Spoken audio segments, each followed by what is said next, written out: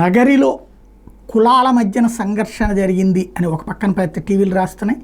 అదే సందర్భంలో వాళ్ళ బయట్లు చూస్తుంటే మాల సామాజిక వర్గానికి సంబంధించినటువంటి వాళ్ళు ఎవరు వైఎస్ఆర్ కాంగ్రెస్ పార్టీ తరఫున ఉంటే వాళ్ళని ఇబ్బంది పెట్టారు. మరి అవతల ఏ సామాజిక వర్గమో మెన్షన్ చేయలేదు. వాళ్ళు మమ్మల్ని మాలని రానివ్వట్లేదు అనే పాయింట్ని మా మీదన ఇట్లా దాడి చేశారని చెప్పారు కాబట్టి అర్థమవుతుంది. మరి అవతల వాళ్ళు ఎవరు ఆపారన్నది తెలియలేదు.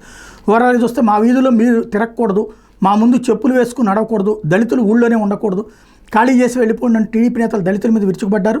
సిమెంట్ రోడ్డు నిర్మాణ విషయమై టీడీపీ వాళ్ళకి సర్పంచ్కి మధ్య వివాదం ఏర్పడటంతో పచ్చమోకలు అధికార బలంతో ఇలా పెట్టిపోయారు అంటూ సాక్షి రాసుకొచ్చింది. ఇది చినికి వాలేవారిగా మారి దాడులకు దారితీసింది. టీడీపీ నేతలు మండల ప్రధాన కార్యదర్శి మరికొందరు చేసిన వ్యాఖ్యలపై దళితులు తిరగబడ్డారు.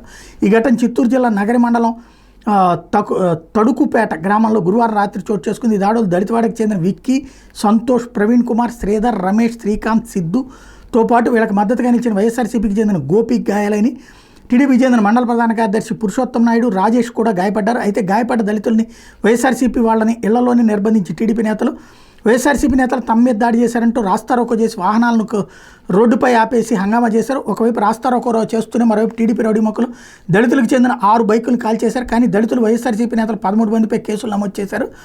మరికొందరిని కేసులు ఎరికించే ప్రయత్నాలు జరుగుతున్నాయి. అయితే నిర్బంధంలో ఉన్న దళితులు శుక్రవారం ఉదయం బయటికి రాగానే వాళ్ళకి జరిగిన అన్యాయం కూడా వెలుగు చూసింది అన్నటువంటి వార్తని హైలైట్ చేసింది సాక్షి.